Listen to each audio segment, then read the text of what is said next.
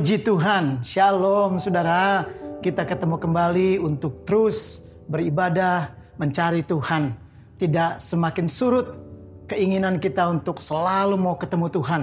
Semakin menggebu-gebu, semakin berapi-api, semakin menyala-nyala meskipun kita ada di rumah. Saya mau mengajak kita kembali belajar tentang Sakeus. Ada banyak yang perlu kita gali darinya.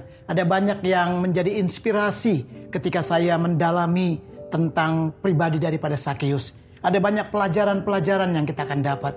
Bapak Ibu Saudara, di waktu-waktu yang lalu kita sudah belajar mengenai bagaimana ada rumah terobosan. Hari ini saya mau bahas mengenai siapa yang lebih berohani. Itu judulnya, itu tema firman Tuhannya. Sama bahasanya dari Lukas pasal 19 ayat 1 sampai dengan ayatnya yang ke-9. Kita tidak usah baca lagi secara ayat 1 sampai 9. Nanti ayat-ayat yang perlu yang saya akan sampaikan lalu kita bisa ikuti. Di dalam cerita ini kita sudah sama-sama tahu ada Sakeus, satu orang, satu pribadi. Ada orang-orang banyak, lalu ada Tuhan Yesus. Ya. Dan itu terjadinya di kota Yeriko. Dan kita melihat, kita perhatikan pada waktu orang-orang banyak itu sama-sama sebenarnya tujuannya ingin mau ketemu sama Tuhan Yesus. Karena kedatangan Tuhan Yesus pada waktu itu menarik perhatian massa dari berbagai daerah, dari berbagai tempat tinggal. Sehingga orang penasaran, ada apa di sana? Kita lihat adalah ada dua kelompok manusia. Yang pertama tadi saya sudah bilang ada Sakeus, satu pribadi. Yang kedua ada orang banyak. Kita belajar bahwa Sakeus itu adalah orang yang dikatakan berdosa. Pekerjaannya pemungut cukai. Dia orang yang suka memeras. Dan orang yang seringkali ahli membuat orang miskin tambah lebih miskin. Karena cukai yang dia pungut begitu besar sekali jumlahnya. Dia ahli membuat orang yang kaya bisa jadi miskin untuk dia bisa menjadi kaya. Itulah latar belakangnya Sakeus waktu dia belum ketemu Tuhan. Tapi yang menarik adalah seperti tema yang saya sampaikan hari ini, firman Tuhannya adalah siapa yang lebih rohani. Pasti Bapak Ibu Saudara ketika kita belajar di Lukas 19 ayat 1 sampai dengan ayat 9, kita udah gampang menebak. Anak kecil juga mungkin tahu. Karena saya sudah bilang tadi, Sakeus adalah orang berdosa. Orang banyak adalah orang-orang benar sebenarnya. Tapi kita lihat siapa yang lebih rohani. Pasti orang akan menebak yang banyak. Golongan kelompok yang banyak itulah yang paling berohani. Pasti Sakeus adalah orang yang paling tidak berohani, orang berdosa. Tetapi tunggu dulu saudara. Mari kita bahas, mari kita belajar. Orang-orang berohani seperti apa sih? Pernah seorang ibu berkata, aduh kalau Pak Pendeta mah rohaninya udah begitu dalam. Karena sudah melayani Tuhan begitu lama. Lalu saya pernah juga ketemu orang yang berkata, aduh enak ya. Saya melihat orang itu begitu berohani sekali. Saudara, ternyata orang pikir gampang menilai orang berohani itu dari penampilan. Dari lamanya kita melayani. Atau kita mungkin sudah ada di pelayanan. Belum tentu Bapak Ibu Saudara. Belum tentu itu jadi jaminan. Selama ini mungkin kita menyadari bahwa kita pikir kita udah orang yang paling berohani. Itu asumsi Bapak Ibu Saudara. Selama itu tidak ada kebenarannya. Tapi mari kita cek dengan firman Tuhan. Sudahkah kita menjadi orang yang berohani? Nah, balik lagi pada pertanyaan saya tadi. Menurut Bapak Ibu Saudara, siapa yang lebih berohani? Sakeus kah? Atau kelompok orang banyak? Saya pastikan, mungkin Bapak Ibu Saudara tidak ragu menjawabnya. Oh, udah pasti Pak Pendeta. Jawaban saya tidak akan pernah salah. Yaitu orang banyak. Bukan Sakeus. Tapi mari kita belajar. Saudara, ternyata kita salah. Saya mau pastikan bahwa Sakeus lebih berohani daripada orang banyak. Loh, kok bisa Pak Pendeta? Kenapa? Mari kita belajar. Karena Alkitab bilang, pohon itu dikenal dari buahnya. Kalau pohon nangka, pasti berbuahnya nangka. Jadi, bagaimana caranya kita bisa melihat orang berohani? Dari buah-buahnya.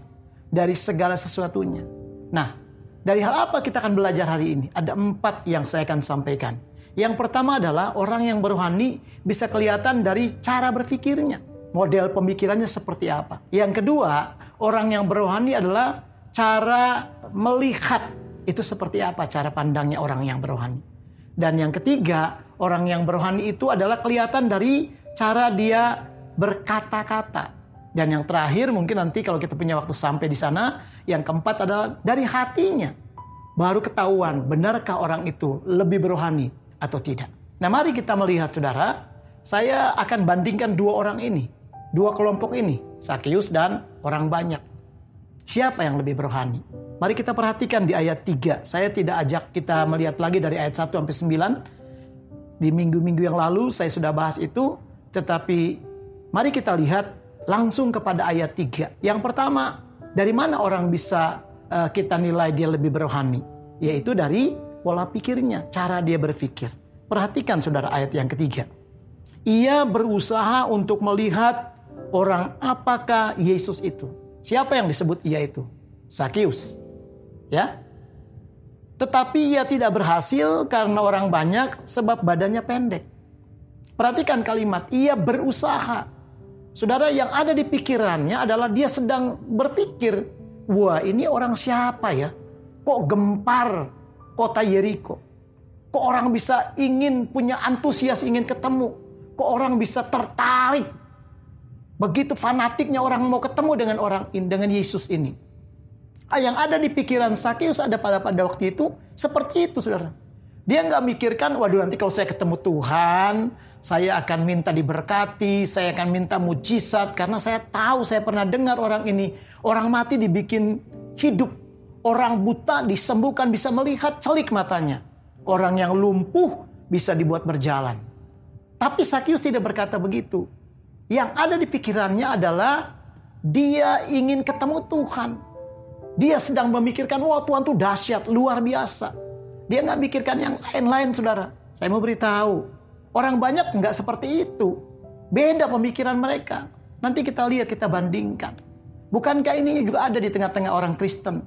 Orang-orang yang kadang-kala ke gereja beribadah. Saudara, pikirannya apa? Pikirannya itu bukan sesuatu yang mau ketemu Tuhan, menyembah Tuhan, mencintai Tuhan, mengasihi Tuhan. Karena tanda Tuhan sudah menyelamatkan kita, kita sayang Tuhan. Bukan, saudara. Kadang-kala kita mau ketemu Tuhan karena kita punya agenda, punya kepentingan. Kita ingin supaya Tuhan tolong dong, Tuhan jawab masalah saya. Tuhan tolong dong berkati saya. Tuhan tolong dong semuanya. Kalau itu yang menjadi tujuan hidup kita, ini yang saya mau katakan, berarti kita belum berrohani. Kalah dengan Sakeus. Sakeus nggak pernah memikirkan hal-hal seperti itu. Ya, tidak, saudara. Dia cuma pikirkan, saya mau ketemu Tuhan Yesus. Saya mau lihat orang ini luar biasa, dahsyat kuasanya. Saudara, orang-orang yang seringkali datang sama Tuhan, cara berpikirnya beda. Bukankah banyak orang Kristen ke gereja tapi pikirannya masih duniawi? Masih memikirkan kesana kemari. Padahal sudah dengar firman Tuhan. Padahal ada di dalam hadirat Tuhan. Saudara, padahal sedang memuji Tuhan. Saudara, seringkali pikirannya melayang kemana-mana. Itu pikiran yang tidak rohani, saudara. Sama dengan orang-orang banyak tadi. Lihat cara berpikir mereka, saudara. Mari perhatikan ayat 7 di dalam Lukas pasal 19.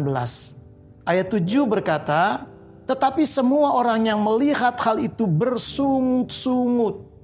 Perhatikan kalimatnya. Ya, mereka melihat Yesus dan ada Sakeus di sana. Ya, ada Yesus, ada Sakeus.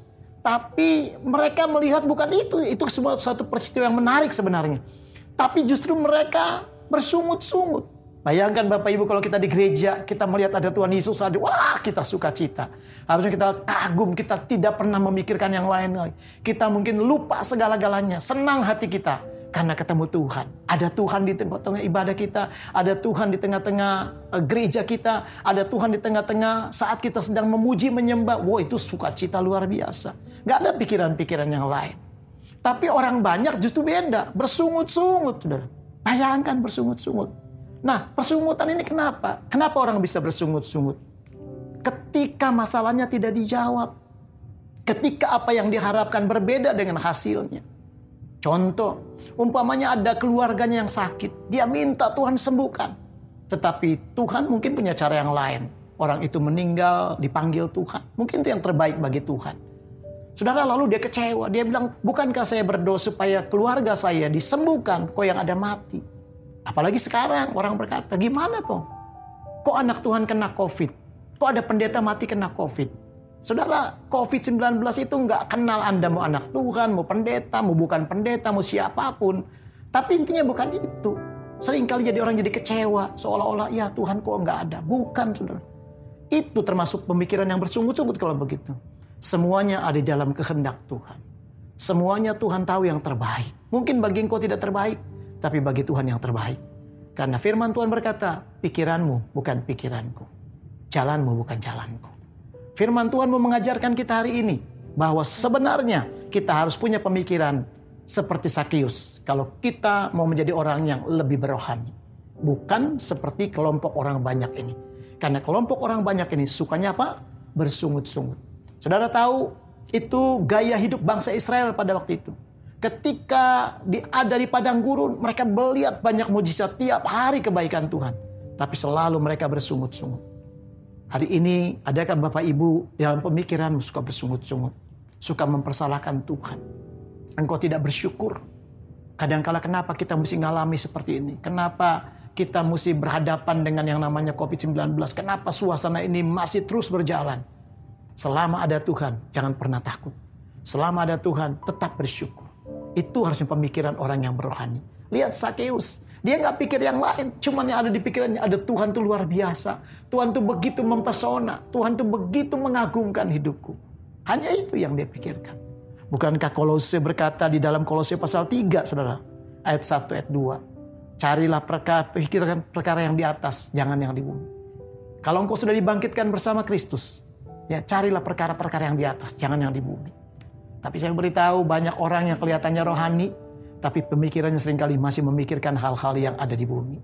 Memikirkan berkat, memikirkan hal-hal materi, dan lain sebagainya. Jangan, saudara. Mari kita belajar contoh, teladani pemikiran daripada Sakeus. Dia cuma berpikir tentang Tuhan saja. Dia nggak pikir berkat, dia nggak pikir mujizat, dia nggak pikir yang lain-lain. Justru itu, ketika dia tidak berpikiran ke situ, Tuhan bilang keselamatan terjadi dan dia juga disebut anak keturunan Abraham. Wow, sangat luar biasa. Yang kedua, bagaimana caranya, saudara?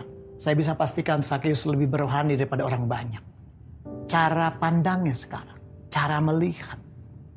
Saudara, perhatikan cara melihatnya. Saudara, bukankah waktu Sakeus mau ketemu sama Tuhan? Ya, perhatikan saudara di dalam ayat yang keempat, saya mau bacakan dulu. Maka berlarilah ia mendahului orang banyak, lalu memanjat pohon ara untuk melihat Yesus yang akan lewat di situ. Perhatikan kalimatnya, untuk melihat Yesus. Saudara, waktu Sakeus mau ketemu Tuhan, ada tantangan nggak? Saya mau beritahu, ada. Ada kendala nggak? Banyak. Saya catat dari ayat yang ketiga sampai dengan ayat yang keempat, ada 4 kali kendala, tantangan. Mungkin tantangan itu besar. Yang pertama dikatakan, perhatikan. Ia berusaha untuk melihat orang apakah Yesus, tetapi ia tidak berhasil. Karena apa? Ada kendala di situ. Ada tantangan, ada orang-orang banyak. Mungkin seolah-olah menghalang. Yang kedua, saudara perhatikan. Ya, di sana dikatakan bahwa dia punya kendala secara internalnya apa? Badannya pendek. Itu nggak mendukung. Mungkin rupanya orang-orang banyak itu tinggi-tinggi. Posturnya mungkin postur seperti atletis. Keker, tinggi. Jadi itu penghalang. Bayangin, ada 2 penghalangnya. Ya, tetapi dia tetap melihat bahwa bukan penghalang yang menjadi segala-galanya. Yesus lebih besar daripada penghalang. Pemikiran yang rohani harus seperti ini. Bahkan kalau kita lihat di dalam ayat yang keempat, saudara, belum selesai itu, masih ada tantangan. Maka berlarilah ia mendahului orang banyak tadi. Itu ketiga tantangannya. Dan yang keempat, saudara, dia mesti naik ke pohon. Memanjat ke pohon ara. Wah, itu tantangan gak mudah. Dia bukan pemanjat profesional. Dia bukan pemanjat tebing, saudara. Dia pejabat yang gak biasa naik ke pohon mungkin. Tetapi bagaimana dia melihat bahwa tantangan semua tidak berarti. Karena Yesus lebih besar daripada semua tantangan. Ini pemikiran orang yang berohani. Ini cara pandang orang yang berohani. Saudara, saya mau beritahu banyak anak-anak Tuhan. Seringkali yang merasa seolah-olah sudah rohani. Tapi ketika engkau berkata, Tuhan kok tantangannya besar. Kok masalahku gak habis-habis. Tuhan tuh mana? Saudara, berarti kita baru sampai di asumsi. Hari ini kita mesti berubah. Kalau kita mesti bertobat sama Tuhan. Kita mesti rubah cara pandang kita bahwa Yesus lebih besar dari segala persoalan kita. Dari segala kendala, dari segala tantangan apapun. Kalau engkau bersama dengan Tuhan Yesus, selalu ada kemenangan, selalu ada jalan keluar. Dan selalu ada kuasa Tuhan yang melimpah di tengah-tengah kita. Jangan tantangan itu seolah-olah lebih besar. Yesus lebih besar. Bukankah ada pujian berkata, Yesus terlebih besar. Yesus terlebih besar. Teruskan, saudara. Kalau engkau sadar, artinya inilah cara pandang orang yang lebih berohani. Tapi orang-orang banyak itu tidak. Apa yang mereka pandang? Kembali saya ajak kita melihat di dalam ayat yang ke-7. Maka saya ajarkan saudara, kita lihat lagi fokus ayat yang ke-7. Tetapi semua orang yang melihat hal itu. Perhatikan kalimatnya. Ya, semua orang yang melihat hal itu. Bersungut-sungut. Katanya apa? Ia menumpang di rumah orang berdosa. Mereka lihat Tuhan, tetapi mereka menganggap Tuhan itu punya kesalahan. Punya kelemahan. Tuh, lihat tuh. Dia numpang di rumah orang berdosa. Dia bukan di rumah kita katanya. Kok datang di rumah orang berdosa? Kok dia mau hidup bersama-sama dengan orang berdosa? Kok dia mau bergaul, berteman dengan orang berdosa? Saudara, sementara di dalam pemikirannya Zakeus, di dalam penglihatan Zakeus, dia nggak lihat seperti itu. Dia cuma mau lihat. Ingat gak tadi dia memanjat pohon ara? Dia mau melihat Yesus. Siapa Yesus itu? Dia mau melihat Yesus. Saudaraku, mari hari ini rubah cara pandang kita. Cara engkau melihat antara persoalan dengan Tuhan. Lihat Tuhanmu lebih hebat daripada persoalan itu. Antara pergumulan dengan kuasa Tuhan. Ingat, kuasa Tuhan lebih besar daripada pergumulan. Jangan terbalik. Jangan terbalik, saudara. Karena Tuhan di atas segala-galanya. Jadi cara pandang kita, sekarang kita mesti benahi. Cara pandang orang banyak, salah. Mereka cuma melihat justru bukannya Yesus yang penuh kuasa. Mereka melihat Yesus yang punya kesalahan. Ada di tengah-tengah orang berdosa. Nah, ini sesuatu yang salah. Saudara, saya mau katakan, maka Zakeus tidak lakukan itu. Zakeus cuma hanya melihat. Maka sampai dia bela-belain sampai di atas pohon. Dia hanya mau melihat ada Yesus. Wow, dahsyat sekali. Yang ketiga, mari kita belajar, saudara. Orang yang lebih berrohani, orang yang berrohani itu kelihatan dari apanya? Yang ketiga adalah dari segi perkataannya. Ya, perhatikan saudara perkataannya. Jadi bukan dari segi penampilan sebenarnya, bukan dari segi pelayanan. Oh, dia udah pelayanan, dia udah ke gereja, dia udah sering rajin baca Alkitab. Oh, dia udah terlibat tim pelayanan. Belum tentu, Bapak Ibu Saudara. Tadi kan saya bilang ingat pohon itu dikenal dari buahnya. Berarti kita mesti lihat buah-buahnya. Benar enggak? Cek sesuai enggak? Itu paling penting. Yang ketiga kita mau bahas adalah orang yang lebih berrohani itu kelihatan dari perkataannya. Kita bisa nilai. Saudara, perkataan orang banyak itu beda dengan perkataan daripada Zakeus. Mereka berkata bahwa Tuhan itu adanya di rumah orang berdosa. Yang mereka melihat, yang mereka perkatakan, Tuhan itu, kesalahannya Tuhan adalah fatal itu. Gak bisa dibenarkan. Kenapa Tuhan gak di pihak kami orang-orang benar? Kenapa ada di tengah-tengah Zakeus? Saudara, perhatikan perkataan mereka. Sampai mereka bersungut-sungut. Itu perkataan yang sebenarnya tidak boleh terucap dari orang yang berrohani. Harusnya perkataannya lebih memberkati, membawa damai, sukacita. Terbalik kan saudara. Tapi nggak didapat itu. Nggak kita ketemu di tengah-tengah orang banyak. Justru adanya di tengah-tengah Zakeus. Perkataan seperti apa? Perhatikan saudara ayat yang ke-8. Dikatakan demikian. Tetapi Zakeus berdiri dan berkata. Perhatikan kalimat itu. Tetapi Zakeus berdiri dan berkata kepada Tuhan. Wah, ini orang yang berrohani, saudara. Orang yang berrohani adalah ketika dia berdiri di hadapan Tuhan. Dia ngomong sama Tuhan. Dia bisa memuji Tuhan. Dia bisa menyembah Tuhan. Dia nggak bersungut-sungut. Dia nggak bisa menyalahkan orang lain. Nggak bisa menyalahkan Tuhan. Dia hanya fokus menyanjung Tuhan yang luar biasa. Seperti lagu berkata, ku sanjung kau di tempat tinggi. Lanjutkan, saudara. Artinya, saudara, kalau orang yang berrohani perkataan seperti itu. Lihat ayat 8. Zakeus berkata, ya, di depan Tuhan, Tuhan, setengah dari milikku akan kuberikan kepada orang miskin. Dan sekiranya sesuatu yang kuperas dari seseorang akan kukembalikan 4 kali lipat. Perkataannya berohani, saudara. Dia nggak egois, ya. Dia nggak berpikir dalam hatinya tentang harta duniawi. Semua kita butuh harta. Tetapi, saudara, Sakeus, saya mau katakan, dia bukan karena mentang-mentang dia kaya. Dia karena orang yang serakah. Dia orang yang terus ingin lebih kaya. Tetapi setelah dia ketemu sama Tuhan, itu berbeda. Ternyata dia mengalami percepatan secara rohani. Dari apa? Dari perkataannya. Dia bilang, setengah hartaku akan kubagikan kepada orang miskin. Dia lebih memikirkan orang miskin. Dia mau menjadi berkat. Ada istilah blessed to be blessed. Kita diberkati untuk menjadi berkat. Saudara, dia sadar. Dia diberkati ketemu Tuhan. Dia mendapat berkat yang lebih dahsyat. Dia rela bagi-bagikan hartanya. Dia rela. Dia pikir ini harta udah gak terlalu bernilai lagi. Ada Tuhan yang harta yang lebih dahsyat. Lebih mulia. Lebih kekal sifatnya. Karena keselamatan dia sudah dapat. Dan lawatan Tuhan dahsyat pada waktu itu.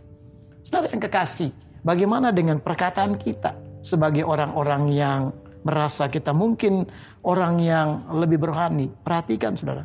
Perkataan kita itu nggak boleh egois. Perkataan kita, lihat, saudara. Apa yang perkataan kita? Bukan tentang kesalahan. Perkataan orang banyak adalah tentang kelemahan daripada Sakeus. Dia orang berdosa. Dia orang nggak layak. Dia orang yang sebenarnya perbuatannya sungguh membuat kita malu sekota Yeriko ini. Tetapi Sakeus nggak pernah memperkatakan semua tentang orang banyak. Kekurangan mereka, kesalahan mereka, tidak. Di hadapan Tuhan justru dia berkata, Tuhan, aku mau hari ini ubah hidupku.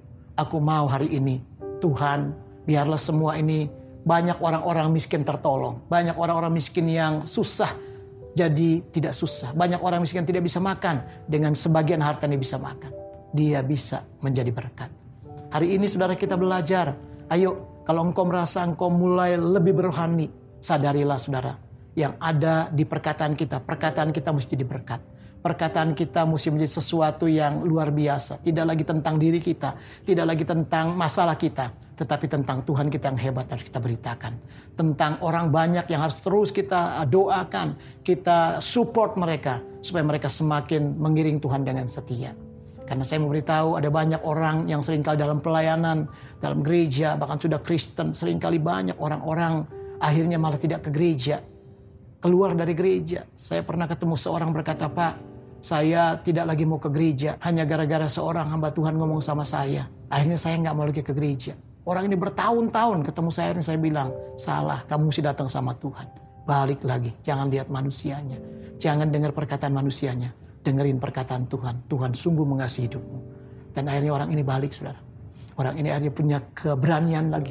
Punya keyakinan. Saya bilang, Tuhan menerima engkau apa adanya. Karena Tuhan mati buat semua orang, termasuk hidupmu. Tuhan tidak mengendaki seorang pun binasa. Tuhan mau semua bertobat dan sampai pada kehidupan yang kekal. Salah satunya adalah hidupmu. Dan akhirnya orang ini merasa dilepaskan, dibebaskan. Dan akhirnya dia kembali lagi untuk mencari Tuhan. Saudara, perkataanmu hari ini. Kalau perkataan belum bisa menjadi berkat, kalau perkataanmu selalu memperkatakan kelemahan orang lain, kesalahan orang lain, kekurangan gereja, kekurangan pelayanan dan lain sebagainya, apalagi kalau perkataanmu selalu menyalahkan Tuhan, berarti Anda belum rohani. Sakeus tidak pernah mempersalahkan Tuhan. Sakeus selalu mengucap syukur dan berterima kasih sama Tuhan. Yang keempat, kita akan lihat, saudara, apa sih yang menyatakan bahwa orang itu lebih berrohani? Kan tadi kita sedang bandingkan ini antara Sakeus kelompok pertama dan orang banyak kelompok kedua. Mana yang lebih berrohani? Saya tadi bilang bahwa Sakeus lebih berrohani setelah saya belajar banyak tentang firman ini daripada orang banyak. Kenapa, saudara? Karena orang yang berrohani adalah yang keempat, kelihatan dari hatinya. Hatinya, saudara. Coba kita lihat, saudara. Hatinya Sakeus adalah dipulihkan. Mari kita lihat di dalam ayatnya yang ke-8. Tetapi Sakeus berdiri dan berkata kepada Tuhan, Tuhan, setengah dari milikku akan kuberikan kepada orang miskin. Dan sekiranya ada sesuatu yang kuperas dari seseorang, akan kukembalikan 4 kali lipat. Saudara, perhatikan. Lihat, saudara. Artinya di sini apa? Hatinya Sakeus condong kepada orang miskin. Lalu kita bandingkan, hatinya orang banyak bagaimana? Saudara, perhatikan hatinya orang banyak tadi. Ayat 7, mereka lebih condong kepada kesalahan, kepada dosa. Hatinya Sakeus enggak begitu. Hatinya Sakyus selalu memikirkan bagaimana orang-orang itu bisa melihat kebaikan Tuhan, bisa merasakan Tuhan mengasihi mereka. Caranya gimana? Ya lewat apa yang dia bisa perbuat, karena dia sudah dipulihkan sama Tuhan. Dan itu yang Sakyus lakukan. Hatinya condong kepada orang miskin. Hatinya dipulihkan, saudara. Ya, dia nggak memeras lagi. Dia nggak menjadi orang yang jahat lagi. Dia menjadi orang yang penuh kasih, penuh pengampunan, bahkan selalu mau memperhatikan orang lain. Saudara, hatinya Sakyus bukan penuh penghakiman. Hatinya orang banyak, sudah lihat nggak? Mereka penghakiman. Mereka lebih menghakimi dosa. Mereka masih melihat dosa orang lain. Dosanya Sakyus. Mereka bilang itu rumah orang berdosa. Kenapa Yesus ada di tengah-tengah orang berdosa? Penghakiman. Tahukah saudara berapa banyak anak Tuhan seringkali ketika engkau sudah ke gereja, dengar firman Tuhan, bahkan masuk dalam pelayanan. Bahkan engkau sudah ngerti. Tapi kalau hatimu masih ada penghakiman. Saya mau beritahu, berarti kita belum berohani. Berarti kita mesti bertobat. Kita minta hati kita diubah sama Tuhan. Jadilah hatimu seperti hati Yesus yang tidak ada penghakiman. Yesus justru datang supaya kita, saudaraku, diselamatkan. Supaya kita tidak lagi ada penghukuman. Bukankah Roma 8 ayat 1 berkata bahwa siapa yang dalam Kristus Yesus tidak lagi ada penghakiman, tidak lagi penghukuman, tidak lagi ada tuduhan. Karena Yesus sudah mati buat kita, melepaskan kita dari segala dosa dan kesalahan kita. Itu hati Yesus dan itu juga hati Sakyus. Hati Sakyus nggak pernah melihat kesalahan orang banyak itu. Hati Sakyus nggak pernah komen tentang mereka. Hati Sakyus tentang Tuhan yang hebat, yang luar biasa. Sampai dia sukacita terima Tuhan. Sampai dia bilang, oke Tuhan, mari aku siapkan yang terbaik. Karena engkau mau masuk ke rumahku. Saudara, dia nggak bahas lagi tentang dosanya. Karena dia tahu Tuhan sudah mengampuni. Tuhan sudah mati buat dia. Hari ini saya memberitahu saudara, Tuhan mati buat kita semua. Yang terbaiknya adalah rubah hati kita. Supaya kita menjadi orang yang berohani. Atau mungkin jangan-jangan kita termasuk kelompok orang banyak. Belum dipulihkan. Lihat Sakyus. Sakyus begitu dahsyat hatinya. Tidak ada penghakiman. Orang banyak sementara mereka penuh penghakiman. Hati Sakyus adalah fokusnya kepada Tuhan. Hati orang banyak fokusnya kepada dosa. Artinya apa saudara? Dia lebih ngurusin dosa orang lain daripada dosanya sendiri. Bukankah ada orang-orang seperti itu? Harusnya kita ngurusin dosa kita sendiri, jangan ngurusin orang lain. Ya, dimulai dari diri kita, urusin diri kita. Sakyus seperti itu, saudara. Maka dia bilang, dia mau perbaiki hatinya. Dia cuma bilang, kalau ada yang pernah aku peres, aku mau hatiku dikembalikan, dipulihkan.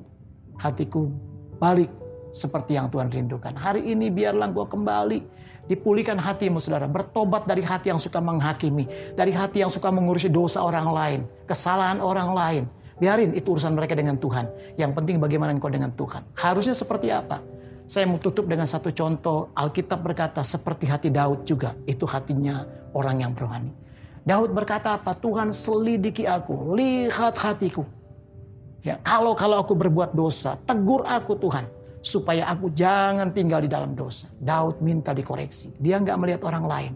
Dia mau hatinya semakin dipulihkan. Hari ini kita belajar, biarlah keempat poin ini dan yang terakhir, biarlah hatimu dipulihkan. Jangan lagi ada penghakiman, jangan lagi ada melihat dosa orang lain, lebih baik koreksi dirimu.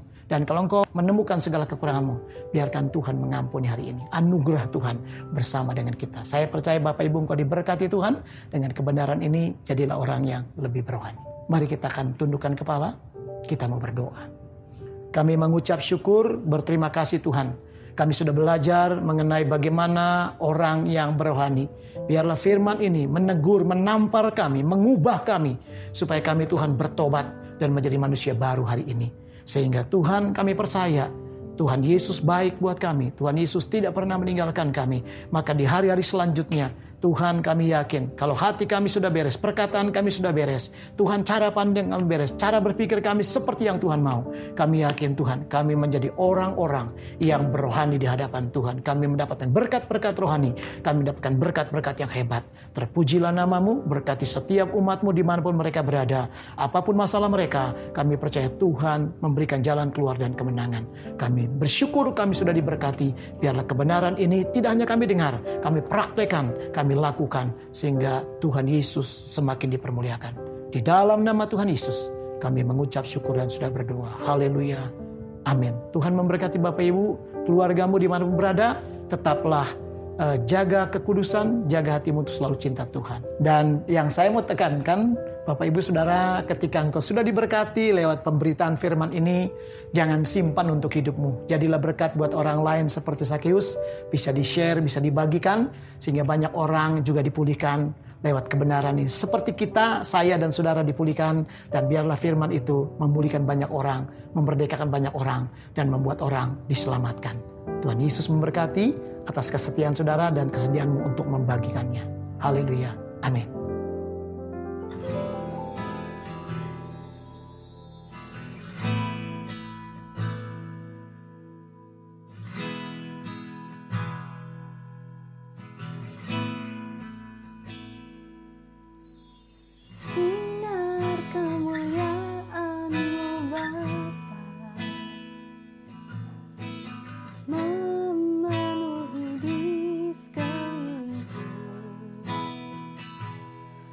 Rasakan hadirat-Mu, Kau tenggelamkan jiwaku. Ku ingin tetap tinggal bersama-Mu.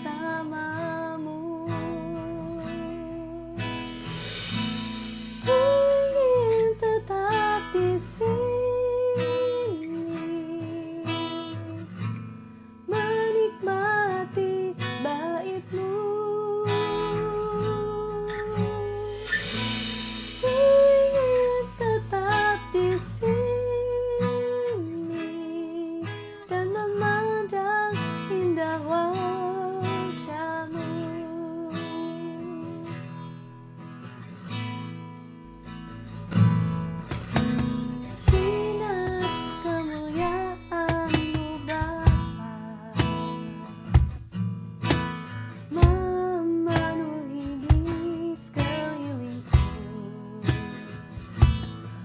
Rasakan hadirat-Mu, Kau tenggelamkan jiwaku. Ku ingin tetap tinggal bersama-Mu.